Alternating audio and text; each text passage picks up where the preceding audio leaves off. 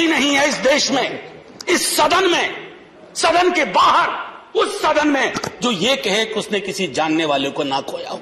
मैं दावे के साथ कहता हूं, मैं लाखों लोगों की ओर से बोल रहा हूं जो यहां बोलना चाहते हैं। अब मेरी बात सुनिए आज।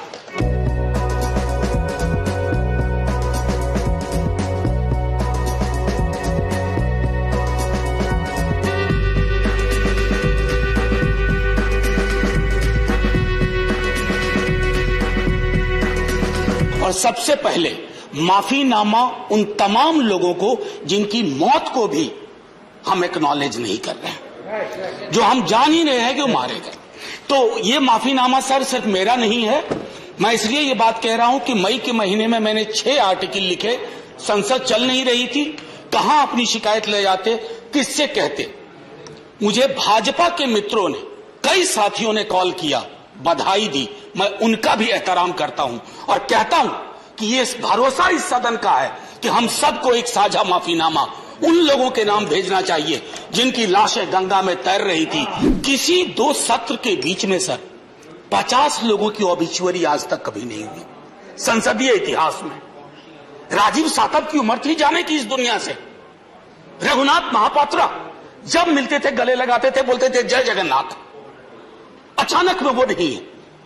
ये पीड़ा व्यक्तिगत है, आंकड़ा मैं नहीं कहना चाहता हूं, मेरा आंकड़ा, तुम्हारा आंकड़ा, अपनी पीड़ा में आंकड़ा ढूंढिए। एक व्यक्ति नहीं है इस देश में, इस सदन में, सदन के बाहर, उस सदन में जो ये कहे कि उसने किसी जानने वाले को ना खोया हो। ऑक्सीजन के लिए लोग फोन करते थे, हम अरेंज नहीं कर पाते थे। लोग समझते हैं सांसद है, ऑक्सीजन पिछा देगा। 100 फोन में पूरे दिन में शाम को बैठ के देखते थे, सक्सेस रेट 2, सक्सेस रेट 3। हमको कौन सा आंकड़ा कोई बताएगा साहब? हमको नहीं चाहिए, किसी आंकड़े की बात नहीं करनी है। हमें देखना है कि जो लोग गए वो जिंदा दस्तावेज छोड़ के गए हैं हमारे फेलियर का। मैं आपकी बात नहीं कर रहा हूं साहब। आप कहिएगा 70 साल में कुछ नहीं हुआ, मैं उसमें जाना ही नहीं चाहता। ये कलेक्टिव फेलियर है 47 से लेकर अब तक की सारी सरकारों का। क्या बना दिया हमने? मुझे पता नहीं था कि अस्पताल और ऑक्सीजन का क्या रिश्ता होता है सर। ईमानदारी से कहता हूं, मैं मेडिकल बैकग्राउंड से नहीं आता हूं। सुबह से लोगों को दिखता था ऑक्सीजन, ऑक्सीजन, रेमडेसिविर। मैं तो दवाइयों के नाम तक शुरू में सर प्रोनाउंसिएशन चेक किए कि कैसे उच्चारण करूंगा। ये हालत है।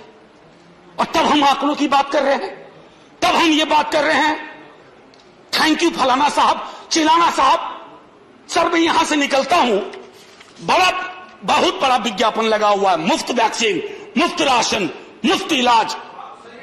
सर एक मिनट, मैंने किसी नहीं, please I don't want my time. मैं किसी दल की ओर से आज नहीं बोल रहा हूं। मैं दावे के साथ कहता हूं, मैं लाखों लोगों की ओर से बोल रहा हूं जो यहां बोलना चाहते हैं। अब मेरी बात सुनिए आज, शिकायत नहीं कर रहा हूं आपसे। ये वेलफेयर स्टेट है ना। एक साबुन की टिकिया अगर कोई गरीब गांव में खरीद रहा है ना सर, तो अडानी अंबानी के बराबर का करदाता है। आप उसको कह रहे हो मुफ्त वैक्सीन, मुफ्त इलाज, मुफ्त राशन। नहीं साहब, कुछ मुफ्त नहीं है, उसका स्टेट है, इस वेलफेयर स्टेट का कमिटमेंट है, उसको आप डिनाग्रेट मत करिए। वो 1.5 महीना कैसे बिताया है इस मुल्क ने। हमारे सदन के कोई लोग बड़े मुश्किल से बच के आए हैं, मैं नाम नहीं लूंगा। पूरे देश ने वो वक्त कैसे बिताया है, नाइटमेयर की तरह लगता है सर, डरावना लगता है। और ये जो उस बीच में कहा गया कि सरकारें फेल नहीं की, सिस्टम फेल कर गया। अरे साहब, ये सिस्टम कौन क्या है? बचपन से सुनते थे कि सिस्टम के पीछे व्यक्ति होता है, सिस्टम के पीछे एक संरचना होती है।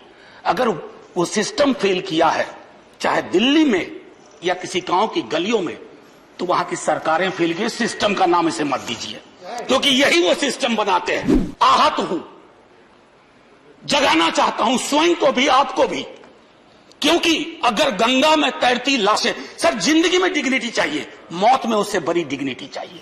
हमने अनडिग्निफाइड डेथ को विटनेस किया है, और अगर हमने इसको दुरुस्त नहीं किया सर, आने वाली सदियां माफ नहीं करेगी।